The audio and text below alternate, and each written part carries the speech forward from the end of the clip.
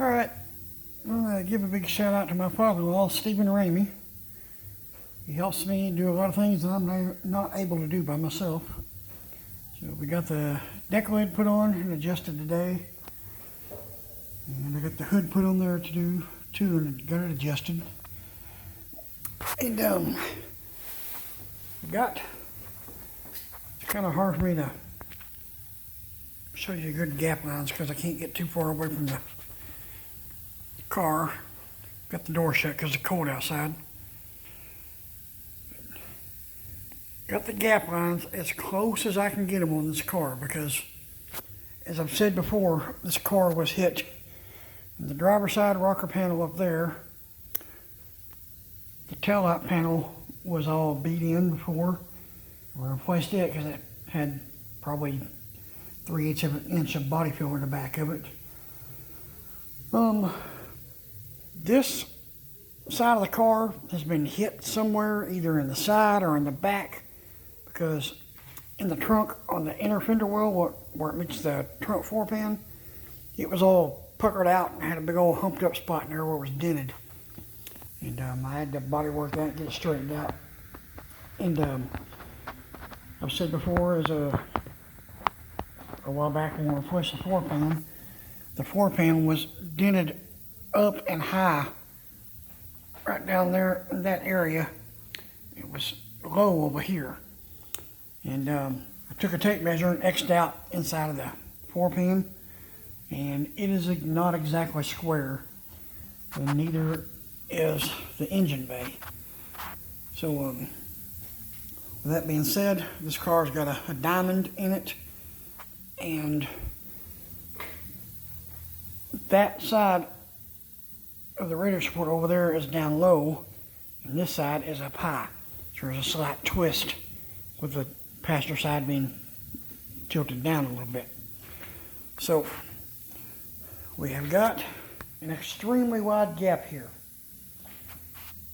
It is a uniform wide gap, but there is nothing I can do because of the way this car is so out of alignment. I had to slot the holes in the fender apron on this side to get the fender to slide forward as far as I could, and there's one bolt hole in the fender here that was elongated front to back. I had to slot it so I could get the fender to slide further towards the front. And I'll show you this here. The gap is pretty tight right there. I mean, that's about the thickness of a dime in between there. And I can't get it to slide any further forward because, I mean, as you can see, the gap down there at the bottom is a little wider than it is up here at the top. I've done my best to get everything lined up, but this car is just, the way it's twisted up, it just can't be done. So, got the hood gaps, got them even down the side. Again, I adjusted the fenders outwards to try to make these gaps somewhat resemble the gap between the cowl panel and the hood back there. See here, got them nice and straight. And we've got that looking the best I can get it. Before, this was all a big mess. I mean, there was almost 3/8 of an inch thick of lead right in here from the factory. So I wire brushed all the lead out of there with a wire cup brush on my grinder. And then I got a piece of 1/8 inch thick metal, cut it to the shape of that, and I welded it to there. Kept stitch welding it all the way across there until I got it fully welded, and I ground it all down. So now we don't have a bunch of body filler there. Got a really thin coat of fiberglass reinforced body filler over the top of it. And, this side here, you can see it's a close gap right there. It's probably double the thickness, almost 3 times the gap is what is over there on that side. So I've got all this on here, and this side here, I got the body line fitting the door gap pretty good right through there. This is consistent. The other side is wide at the bottom, but I really think it's because that side over there is pushed up high and it's making the fender gap wide at the bottom. So anyway, this side here may not be really low at all. It may be just about right considering that gap is looking good there. And we did replace this whole entire rocker panel here with a brand new auto metal direct rocker panel. But got everything on here. The exterior is now ready to be sanded. I need to put the braces at the bottom of the front fenders. I have already painted the bumper filler panel that goes across there. I'm going to leave it off until I get the car painted and then put it on there. I didn't want to worry about having to stoop down and bend under there and get all that painted. You know, I just thought it was easier to paint it with off the car, that way I could see it good. So the hood, considering how it was caved in right here, and I had to body work that and rebuild a bunch of metal underneath there and weld all that in.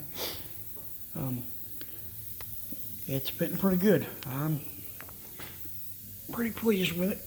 It's got, you know, it fits good, you know, considering the kind of shape this car's in. I'm not going to say it's great because it's not. But now I need to get the steering gear box put in it. We'll try to do that tonight. And I am debating on whether to put the dash in it or not. I'm thinking about maybe just clamping a pair of vice grips on the rod if it sticks out far enough past the firewall inside there, and just steer it with that. I don't know. And the reason why is because I'm going to be painting this with the glass out of it. I'm going to back tape all around all the window openings. That way I can paint all the window frames. But this being a satin black, I'm really worried about getting overspray on it. And because you can't buff or rub on that in any way, because it'll just make a shiny spot on it.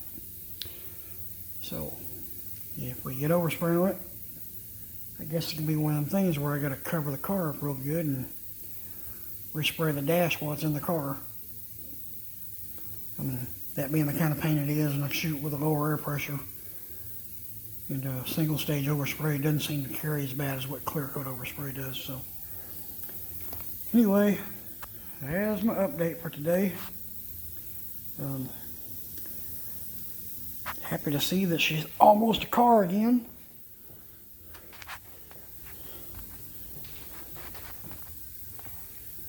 That door gap there.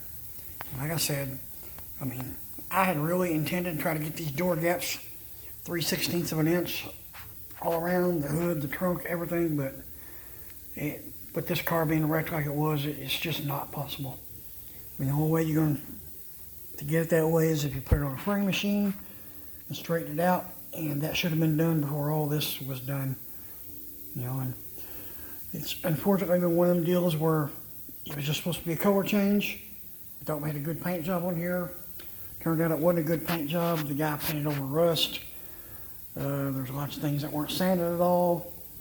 There was undercoating that was painted over the top of, all kinds of things. So as we get to going, we replaced one thing and then another and then another and another, and we just kept finding problems. And it's a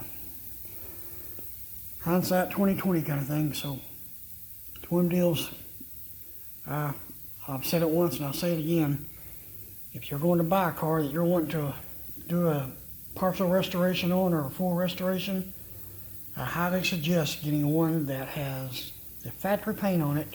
That way you can look at it and you can see where the rust problems are, and if there's been any wrecked or anything, wrecked areas, you know, crawl up underneath it, look under the floor pan, look inside the trunk, all kinds of stuff, you know, just look for little bent and buckled up areas.